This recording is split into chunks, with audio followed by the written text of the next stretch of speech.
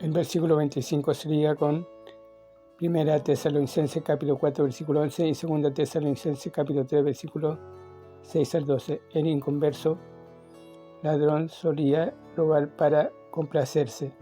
Ahora que ha sido salvado, debe trabajar para poder dar a otros. Este es el maravilloso cambio que genera la gracia en el corazón de una persona. Nuestros labios deben hablar lo que edifica. Colosenses capítulo 4 versículo 6. Salmos 141 verso 3. La corrupción de labios solo denota corrupción del corazón. El Espíritu nos ha sellado.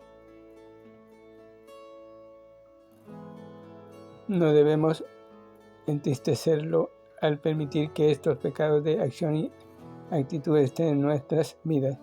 En las Escrituras el Espíritu se le describe como una paloma. Juan capítulo 1 versículo 32. Y esta es una ave limpia que ama la paz. Se debe eliminar la ira y la gritería mediante el amor y el perdón cristiano. Comentario Efesios capítulo 5. Pablo continúa su descripción del andar cristiano. Andar en amor, versículo 1 al 6. Imitadores, versículo 1. Da la idea de mímica. Como hijos de Dios debemos imitar a nuestro Padre. Dios es amor y nosotros debemos andar en amor. El ejemplo del amor de Cristo debe inspirarnos. Véase Juan capítulo 15, versículo 9 y capítulo 12. Y primera de Juan capítulo 3, versículo 16 al 18. Aquí Pablo describe a Cristo como la ofrenda a Dios de olor fragante, que trae gozo al corazón de Dios al darse a sí mismo por los pecadores. Por supuesto, la clase correcta de amor implica que detestaremos ciertas cosas. Romanos capítulo 12, versículo 9. Hay algunos pecados que ni siquiera deben nombrarse entre los santos. En el versículo 4, Pablo no hace objeciones al humor, sino a las bromas inapropiadas y sucias. Por cierto, que ningún cristiano debe usar sus labios para esparcir cuentos cuestionables. Nunca deberíamos decir, tómelo con la debida cautela, debido a que nuestro hablar siempre debe estar sazonado con sal. Colosenses capítulo 4, versículo 6. Los falsos maestros pueden decirle que usted puede ser cristiano y vivir en pecado habitual y deliberado, pero Pablo llama estas enseñanzas palabras deshonestas.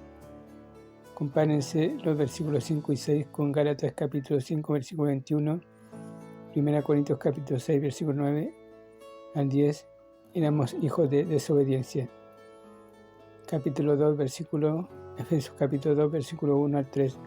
Ahora somos hijos de Dios y debemos andar en amor, andar en la luz. Capítulo 7 al 14. La palabra que se traduce partícipes, 7, implica tener algo en común y con frecuencia se traduce comunión o compañerismo. Los cristianos son partícipes de 1, la naturaleza divina. 2, segunda de Pedro, capítulo 1, versículo 4. 2, las promesas de Dios. Efesios capítulo 3, versículo 6. 3, los sufrimientos de Cristo. 1 de Pedro, capítulo 4, versículo 13. 4, la santidad. Hebreos capítulo 12, versículo 10. 5, el llamamiento celestial. Hebreos capítulo 3, versículo 1 y 6, la gloria de Dios. 1 de Pedro capítulo 5, versículo 1. Puesto que tenemos esta maravillosa compañerismo con Dios, ¿cómo podríamos no llegar a asociarnos con los que pertenecen al pecado y a las tinieblas? ¿Qué comunión tiene la luz con las tinieblas? Pregunta 2 Corintios capítulo 6, versículo 14. Somos hijos de luz y debemos andar en la luz. El fruto de la luz, que sería una mejor traducción del versículo 9, es bondad, justicia y verdad. La luz no puede entrar en componendas con las tinieblas, tan solo puede exponerlas. Note Juan capítulo 3, versículo 19 al 21 y 1 Juan capítulo 1, versículo 5 al 10. Andar cuidadosamente, versículos 15 al 17. La palabra con diligencia, versículo 15, lleva la idea de observar los alrededores con cuidado, como para no tropezar. Significa andar con inteligencia y no en ignorancia. Cuán necio es el andar a tropezones por la vida, nunca procurar conocer la voluntad del Señor, en lugar de andar con exactitud, que es equivalente con diligencia. Yerran el blanco, el camino y acaban sufriendo en algún desvío. Dios quiere que seamos sabios y comprendamos su voluntad para nuestras vidas.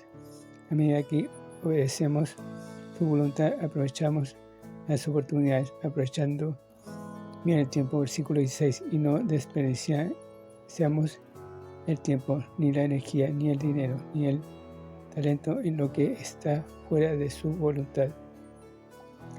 Las oportunidades perdidas nunca se recuperan, han desaparecido para siempre. Andar en armonía, versículo 18 al capítulo 6, versículo 9. Esta sección concluye en el capítulo 6 y trata sobre la armonía entre esposo y esposa, padres e hijos, y trabajadores y sus patrones.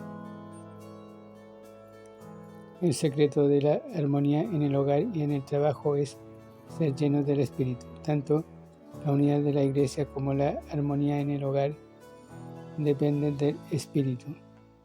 Es el poder desde adentro, no la presión de afuera, lo que mantiene unida a la Iglesia y al hogar. Note las señas de la vida llena del Espíritu: gozo, versículo 19, gratitud, versículo 20, obediencia, versículo 21. Compare Colosenses capítulo 3, versículo 15 al 17, y mira que cuando los cristianos están llenos de palabra de Dios tendrán las mismas características. En otras palabras, estar llenos del Espíritu de Dios quiere decir ser controlados por la palabra de Dios. Las marcas del cristiano lleno del Espíritu no son experiencias emocionales desusadas, milagros o lenguas, sino más bien carácter cristiano. El principio de la cabeza es la que ayuda a tener armonía al hogar. Como al Señor es el motivo. Las esposas deben someterse a sus esposos como a Cristo. Los esposos deben amar a sus esposas como Cristo ama a la Iglesia. Y los hijos deben obedecer como al Señor. Los miembros de la familia que están bien con el Señor estarán bien con los unos con los otros.